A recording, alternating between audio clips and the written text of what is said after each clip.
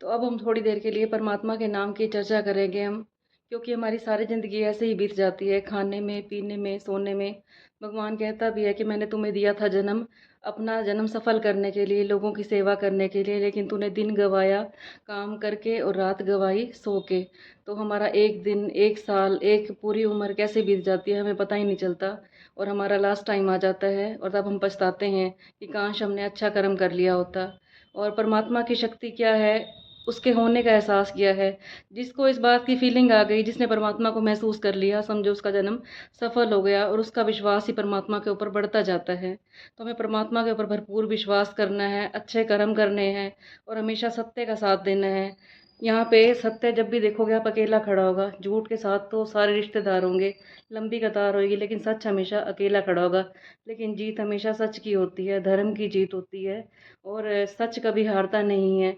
कभी आप देखोगे, ये बात आपने सुनी भी होगी कि सच की नैया हिलेगी डुलेगी लेकिन डूबेगी नहीं, लास्ट में हमेशा जीत सच्चाई की होती है। आप कोई मूवी भी देखने जाते हो टीवी में या थिएटर में देखने जाते हो, तो वहाँ पे क्या होता है, एक हीरो होता है, सारी ज़िंदगी दुख बर्दाश्त करता रहता है, और लास्ट में क्या होता है, हीरो जो होता है वो जीत जाता है, और विलेन हमेशा या मर जाता है और या जेल चला जाता है, लेकिन जीत हमेशा हीरो की होती है। तो हमें यहाँ पे हीरो बन के रहना है, विलेन बन के नहीं रहना है। जितना हो सके सच्चाई का साथ देना है। कहते भी हैं, जहाँ सच्चाई वहीं पे खुदाई।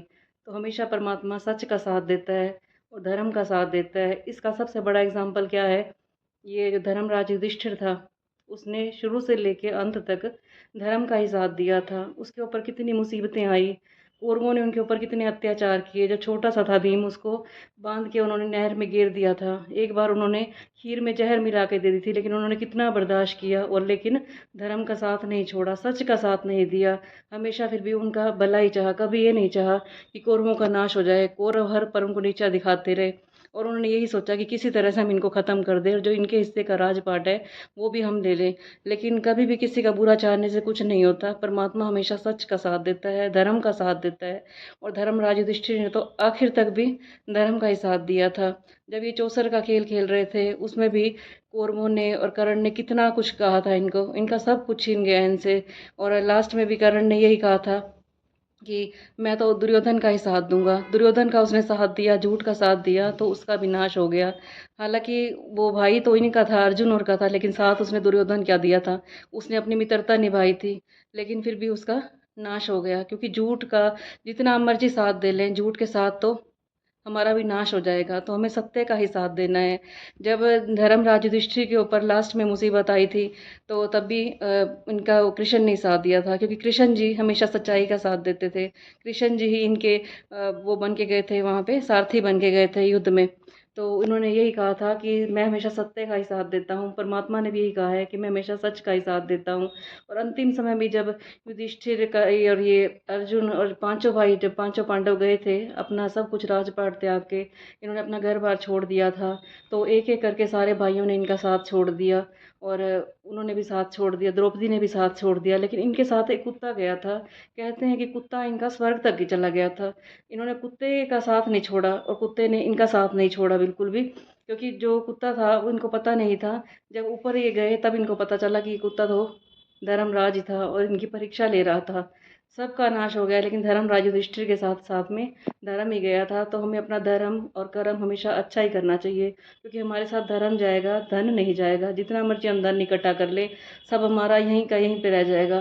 कृष्ण के कर्म देख लो आप, और राम के कर्म देख लो। यहाँ पे भगवान ने इनको पैदा किया था, कोई भगवान बना के थोड़ा पैदा किया था, इनके कर्म ही तो थे। जो कृष्ण था बचपन में इतनी हटखेलियाँ करता था और ग्वाला बन के गौएं चराता था, लेकिन इनके कर्म कैसे थे, इन्होंने इतना अच्छा कर्म किया कि ये भगवान बन गए। राम जी ने इतना अच्छा त्याग तपस्या किया, इतने अच्छे कर्म किए कि ये भगवान बन गए। पैदा तो ये नॉर्मल इंसान की तरह ही हुए थे। तो हमें भी इतने अच्छे कर्म करने चाहिए कि हमें लोग याद करें, हमारी बुराई।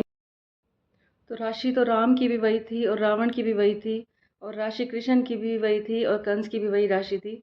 दोनों की सेम राशियां थी, लेकिन राम जो हैं वो आज तक पूजे जाते हैं और रावण को हर बार फूका जाता है। तो हमने अपने ऊपर निर्भर करता है कि हमें राम बनना है, रावण बनना है। और राशि तो गांधी की भी वही थी और उनको मारने वाले गोडसे की भी वही राशि थी। कहते हैं कि परमात्मा ने हमारे डायरी के 3 पन्ने लिखे हैं, जिसमें कि पहला पन्ना तो परमात्मा ने खुद लिखा है, लास्ट वाला पन्ना भी खुद लिखा है, और जो बीच वाला पन्ना है वो हमें खुद लिखना है। तो जो परमात्मा ने हमारा पहला पन्ना था वो लिखा था जन्म।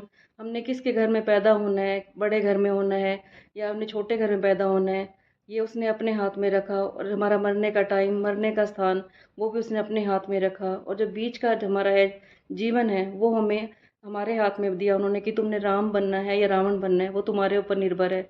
हमारे कर्म है जो हमें राम भी बना देते हैं और रावण भी बना देते हैं। तो GOD का मतलब होता है भगवान, और इसी का उल्टा कर दो तो वो DOG बन जाता है, यानी कि डॉग बन जाता है। अब हमें भगवान जैसी ज़िंदगी जीनी है तो वो भी हमारे हाथ में है, और कुत्ते जैसी ज़िंदगी जीनी है तो वो भी हमारे हाथ में है। अगर हम भगवान जैसी ज़िंदगी जिएंगे तो हम राम बन जाएंगे, और कुत्ते जैसी ज़िंदगी जिएंगे तो हम रावण बन जाएंगे। अब ये हमारे हाथ में है।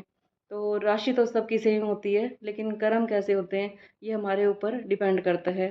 जैसे गांधी जी और उनको मारने वाले गोडसे की राशि भी एक थी, लेकिन गांधी के कर्म देख लो और गोडसे की देख लो, कितना फर्क था। कृष्ण की राशि भी वही थी और कर्ण उसकी कंस की भी वही थी, लेकिन कर्म कैसे थे। कृष्ण के कर्मों ने भी उनको भगवान बना दिया और राम जी के कर्मों ने भी उनको भगवान बना दिया था। तो हमारे कर्म ही है जो हमें शैतान भी बना देते हैं और भगवान भी बना देते हैं। सत्य की नैया कभी डोल नहीं सकती, सत्य की नाव हिलेगी डुलेगी, डूबेगी भी नहीं। परमात्मा हमेशा सच का साथ देंगे, तो हमें हमेशा सच्चाई का ही साथ देना है, धर्म का साथ देना है। धर्म हमेशा, धर्म की ही विजय होती है और सच्चाई की विजय होती है। ये कलयुग है, यहाँ पे जो सत्य होता है वो हमेशा अकेला खड़ा नजर आएगा तुम्हें, लेकिन जो झूठ होता है उसके आगे लंबी कतार लगी होती है। झूठ के साथ कोई नहीं होता, लेकिन लास्ट में जीत हमेशा सच की होती है। तो हमें सच का ही साथ देना है, तो परमात्मा सच्चाई के साथ ही है। तभी आपने सुना होगा, कहते हैं जहाँ सच्चाई वहाँ पे खुदाई। तो लास्ट में मैं यही कहूँगी कि जितना हो सके हमें अपने कर्म अच्छे करने चाहिए। कहते हैं परमात्मा ने हमारी ज़िंदगी के 3 पन्ने बनाए हैं। पहला पन्ना भी उसने खुद लिखा और लास्ट वाला पन्ना भी उसने खुद लिखा, और जो बीच वाला पन्ना है वो उसने हमारे ऊपर छोड़ दिया। पहला पन्ना था हमारा जो जन्म होता है, हमें कहाँ पे जन्म होना है, किसके घर जन्म होना है, हमें कौन सी जाति का पाति का बनना है, वो भी उसने अपने हाथ में रखा। और हमें मरना कहाँ पे है, कैसे हमारी मौत होनी है, वो भी उसने अपने हाथ में लिखा। लेकिन जो बीच का उसने पन्ना था वो हमारे ऊपर छोड़ दिया कि तुम जैसे कर्म करोगे तुम वैसे ही बन जाओगे।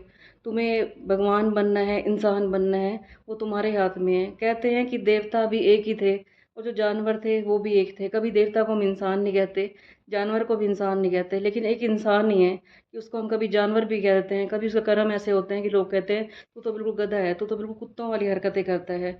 तो इंसान की भी वो है, और जो जानवर होते हैं उनको भी कह देते हैं भाई जानवर तो एक ही है। लेकिन इंसान को हम जानवर भी बना सकते हैं, और जो उसके कर्म है उसको भगवान भी बना सकते हैं, देवता भी बना सकते हैं। अगर कोई इंसान अच्छे कर्म करता है तो कहते हैं ये तो बिल्कुल देवता है, ये तो बिल्कुल गऊ बंदा है। तो ये हमारे ऊपर डिपेंड है कि हमें अच्छा बनना है या जानवर जैसी हरकतें करनी है। जितना हम अच्छे कर्म करेंगे परमात्मा हमारा यहाँ पे भी साथ देगा और आगे भी साथ देगा। और वैसे भी कहते हैं जिसके अंदर छल कपट नहीं होगा परमात्मा हमेशा उसी का साथ देगा। आपने अगर कभी सुंदरकांड का पाठ पढ़ा होगा तो उसमें कौन सी एक लाइन आती है कि निर्मल मंजन सो मोहि पाया बाबा, मोहे कपट छल छिद्र न भावा। कि परमात्मा को छल कपट बिल्कुल नहीं भाता। जिसका मन साफ होता है परमात्मा उसी में निवास करता है। और भगवान को भोलेनाथ भी इसीलिए कहा जाता है क्योंकि वो भोलों का साथ देता है। दयालु भी इसीलिए कहा जाता है क्योंकि उसके अंदर दया भरी होती है। तो हमें भी अपने अंदर दया भरनी चाहिए। हम किसी को और कुछ दे ना सके तो हमें शुभ भावना और शुभकामना तो देनी ही चाहिए। तो आज के लिए बस हम इतनी परमात्मा की चर्चा करेंगे, फिर हम मिलेंगे आपको कल। और अगर आपको मेरी अच्छी बातें लग रही हों तो इसे लाइक करना, कमेंट करना और सब्सक्राइब भी कर लेना मेरे चैनल को। और मुझसे कोई गलती हो गई हो तो मुझे क्षमा भी कर देना।